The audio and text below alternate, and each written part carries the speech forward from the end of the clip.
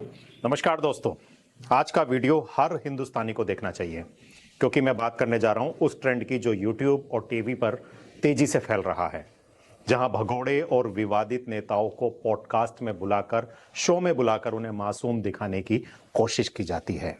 क्या ये सिर्फ एक कंटेंट है या हमारे देश और समाज के साथ एक धोखा? एक बहुत ही फेमस यूट्यूबर ने हाल ही में विजय माल्या को अपने पॉडकास्ट में बुलाया और ये विजय माल्या वही विजय माल्या है जो हमारे देश का 17,781 करोड़ का कर्ज लेकर देश से भाग गया। पॉडकास्ट में माल्या ने दावा किया कि उसने सारा कर्ज चुका दिया है, लेकिन सच्चाई इससे बिल्कुल अलग है। 6,997 करोड़ रुपए का कर्ज अभी भी बकाया है, जिसमें ब्याज है, कर्मचारियों का पीएफ है, बहुत सारे कानूनी देनदारियां शामिल हैं।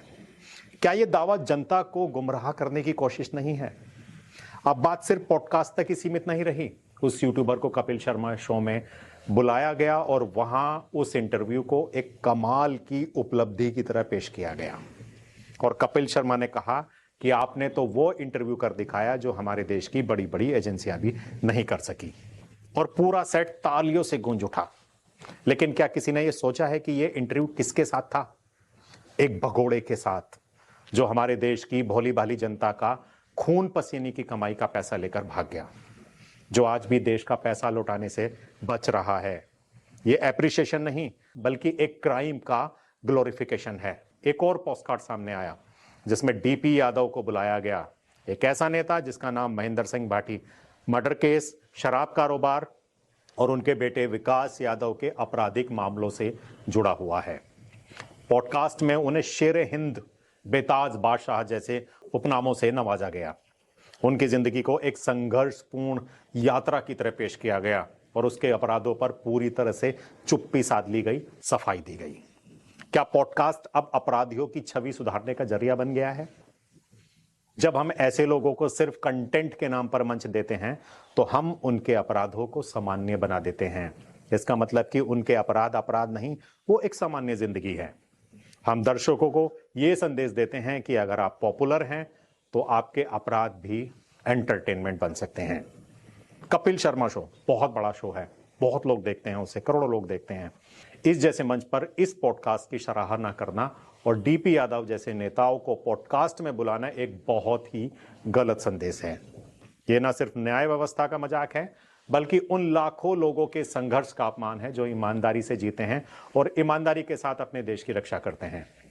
जिस देश में किसान आत्महत्या करते हैं क्योंकि वो लोन नहीं चुका पाते, वहां एक भगोड़ा करोड़ों का घोटाला करके विदेश में बैठा है और हम उसे सुन रहे हैं, तालियां बजा रहे हैं। जिस प्रदेश में बाहुबली नेताओं ने दशकों तक डर और हिंसा का माहौल बनाया, वहां अब उन्हें पॉडकास्ट में बुलाकर प्रेरणा बताया जा रहा है, इंस्पिरेशन बताया जा रहा है। क्या हम इतने संवेदनहीन हो गए हैं कि अब अपराधियों के इंटरव्यू पर ताली बजाएंगे? आपका प्लेटफॉर्म ताकतवर है, जनता आपको देखती है, करोड़ों सब्सक्राइबर हैं आपके, आपकी आवाज लाखों लोगों तक पहुंचती है। लेकिन क्या आप उस असर का इस्तेमाल सच्चाई को दिखाने के लिए कर रहे हैं वाकई, या सिर्फ व्यूज और वायरलिटी के पीछे भाग रहे हैं? क्या आपने कभी सोचा है कि आपके पॉडकास्ट से एक भगोड़ा खुद को विक्टिम दिखा सकता है? कपिल शर्मा जैसे मंचों को भी सोचना चाहिए कि वे किसे बुला रहे हैं, क्या संदेश दे रहे हैं, क्योंकि हर हंसी के पीछे एक सच्चाई होती है और अगर वो सच्चाई दर्दनाक है तो हंसी भी जिम्मेदारी मांगती है। अगर हम ऐसे कंटेंट को सराहते रहेंगे तो हम सिर्फ व्यूज नहीं बढ़ा रहे हैं, हम अपराधियों को कानूनी वैधता दे रहे हैं, सामाजिक वैधता दे रहे हैं।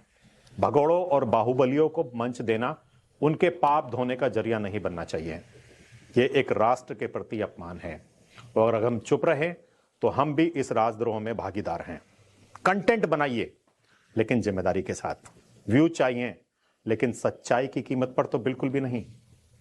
अगर आप इस बात से सहमत हैं तो इस वीडियो को शेयर कीजिए ताकि हर क्रिएटर ये समझे कि उसका प्लेटफॉर्म सिर्फ मनोरंजन का जरिया नहीं बल्कि समाज को दिशा देने वाला माध्यम है। और वीडियो पसंद आया है तो लाइक करें, कमेंट करें, अपनी राय जरूर दें।